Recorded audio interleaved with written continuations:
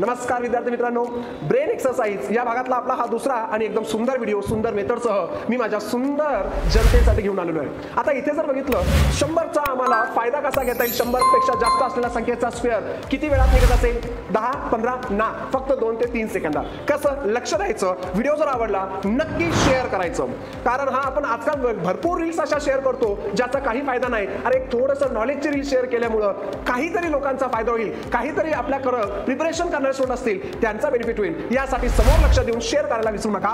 बघा आता मी जर 104चा स्क्वेअर करणार, सगळ्यात पहिले 4चा मी वर्ग लिहितो 16 आणि 4ची डबल येते 8, उत्तर आलं 108 16।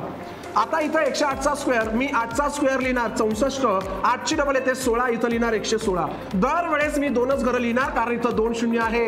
112चा वर्ग 144 लिहायचे फक्त 2 घरं, हातचा आला 1, 12ची डबल 24 आणि हातचा 1 25, उत्तर आलं 125 44। चला बरं मग आता 119चा स्क्वेअर कमेंट्स मध्ये तुम्ही मला सांगणार आहात। पुढे चलूया, 1008 इथे 3 घरं ठेवायचे कारण इथं 3 शून्य आहे।